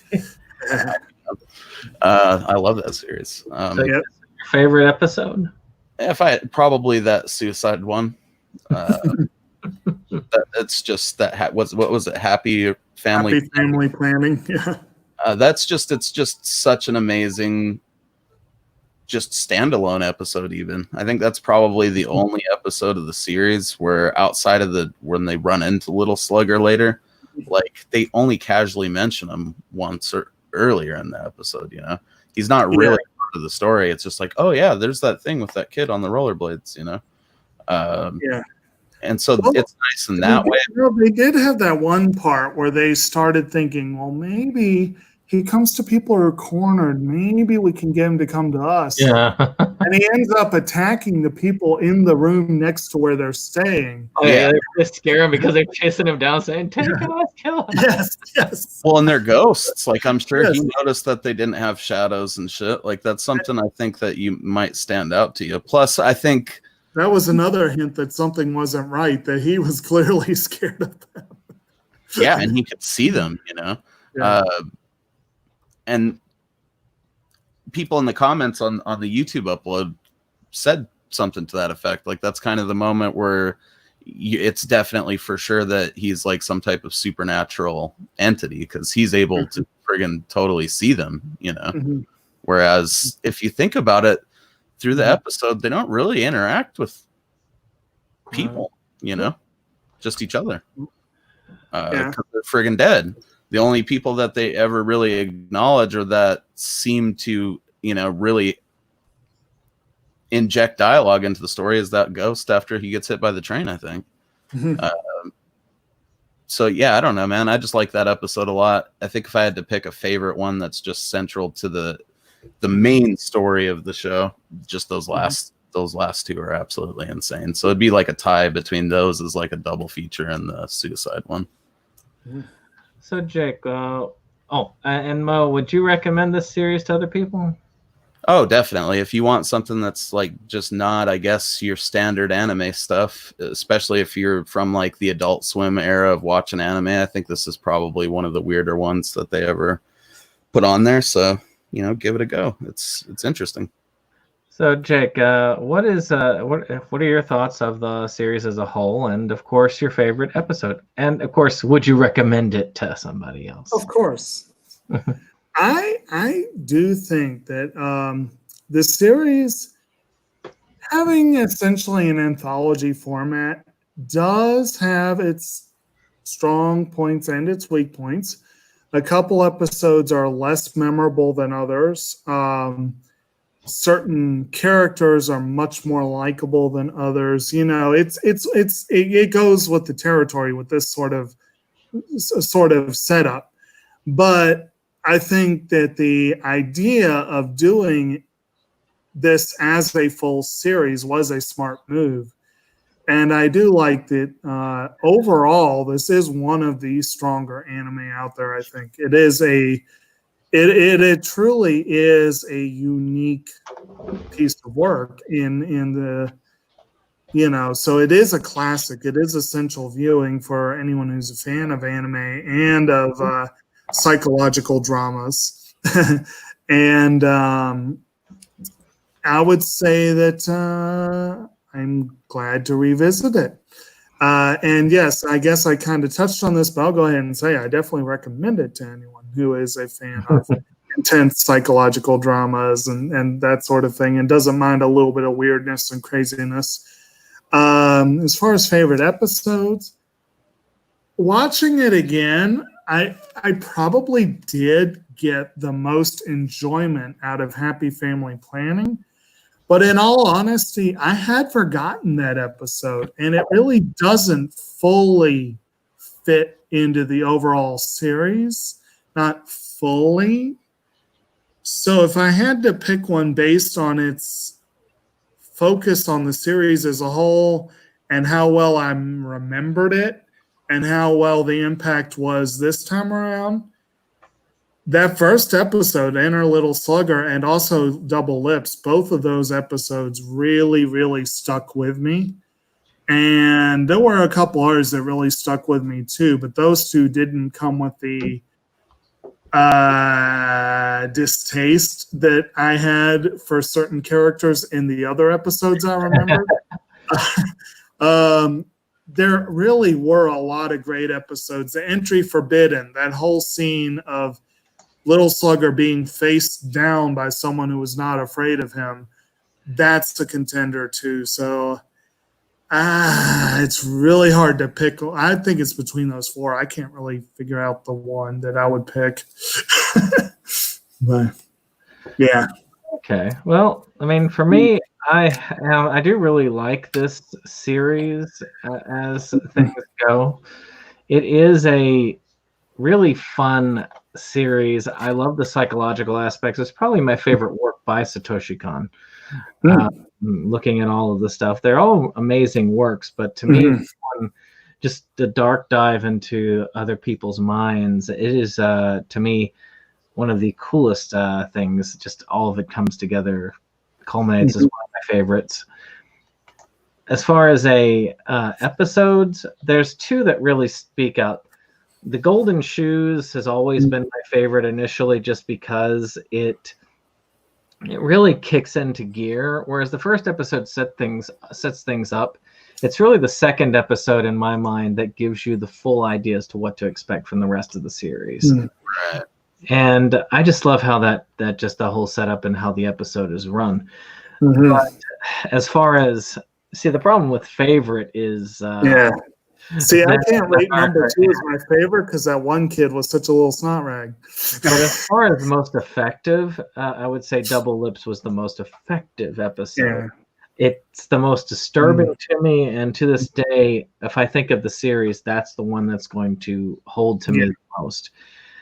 As far as recommending it, I would surely recommend it. Anybody who likes good horror or psychological horror, especially, because it really is one of those few animes that can mess with your head. And say this is proof. I don't dislike horror. I just it doesn't have to be all bloody to be a good, effective horror. Oh, definitely. This whole show is a good example of like how something This one has a little bit. Yeah, the puppy was the worst part, I think. Yeah. Which is interesting. That's a connection with Elfin Lied. Now that you. This one, it's a good example of something that can get real unsettling without ever really showing you too much graphic imagery in the sense of like violence or anything sexually explicit, or none of that's like portrayed. There's a set of tits in one episode where that guy walks away from the computer and leaves it to those little kids, and they're like, "There it is." That was actually pretty funny. But yeah, it's a great example of that. I find it fascinating how much they do with 13 episodes here. Yeah. Oh yeah. You know, other shorter series like this, sometimes they feel a bit rushed or a bit like, and like they didn't really go anywhere. Like there's a great series that Sentai released called Maoyu that I was fascinated by it. They did a great job with the world building, and this is wonderful. You had 2 great central characters. It was really intriguing. And then at episode 13, it was like, you're kidding me, right? This is the end of the series. You're in the middle of the story. Right. What? And it was original production. It's not like next month we'll be talking about Higurashi When They Cry, which has a spinoff, Umineko When They Cry. That anime ticked me off because it ended literally in the middle of a confrontation. They're getting ready to do battle, and that's the end of the series. Use your imagination. Get out of here. But what they wanted with that Read the one, manga. they wanted you to buy the game because it's based off of a computer game. But the manga was released as well, and I guess they were kind of cross-promoting both, But yes, the anime ends at a very bad moment. But with Maoyu, there was no cross-promotion. They just ended the story. And it's like, Yeah, that always sucks, man. And with this, you definitely don't get that. I've seen like longer, like 26 episode series that don't like wrap things up as nicely as Paranoia Agent. Right. It really does a good job well wrapped up. putting it together. So with that being said, I'm going to just do the outros for y'all. But if anything comes up, let me know. Of course, first, we'll also shout out to Dave Streggy. He's Inside Movies Galore, Delusions of Grandeur. Great movie content if you have not checked it out. Wonderful discussions, reviews, and interviews with some directors. So if you like that ND scene, you should check him out. Of course, we have Mo with Drunken Master Studios, and he can correct me if I screw up his stuff. But he covers a variety of some awesome stuff, video games, movies, even TV series to a limited point. And some of his recent stuff on the Samurai series, he had recently come back out with these Lone Wolf and Cub episodes again, which is great. I'm looking forward to that. And, of course, I also look forward to the return of the Kaiju Quarantine because, hey, I know I've got a Kaiju movie coming from the Right Stuff sale. And, of course, there's that Gamera box set coming out at the end of the month. So, hey, we got plenty of fodder for that stuff. Right. And didn't they move the Gamera one back to August? I can't recall. Either way, Gamera coming soon. It is. So, and then, of course, we got Kotobuki Jake, who has his own channel, but needs to update. Now you got where he should definitely be. We're hoping to eventually, in our channel, get some more content moving. If this virus stuff can stop ramping up higher and actually go back down, things might actually be a little bit easier for us to do. But we do manage to run things forward pretty quickly. So, And I have Preacher here. Preacher wants to say hi. so what are y'all's thoughts? Did y'all enjoy this segment? Does this look like it? Oh, I loved it. This was Yeah, fun. it sounds fun. So I'm going to go ahead and sign us off real quick. And I want to go ahead and make sure that you get promoted because you got your birthday stuff going on tomorrow. Tomorrow we got that. We'll be talking about Give My Regards to Broad Street and Across the Universe. I've got one of those watched. And if you join us next week, we'll be sharing our favorite picks for Criterion stuff that needs to happen.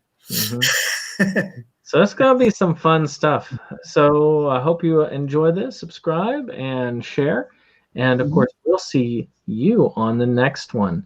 Check us out next month when we do that Higurashi one. Mm-hmm.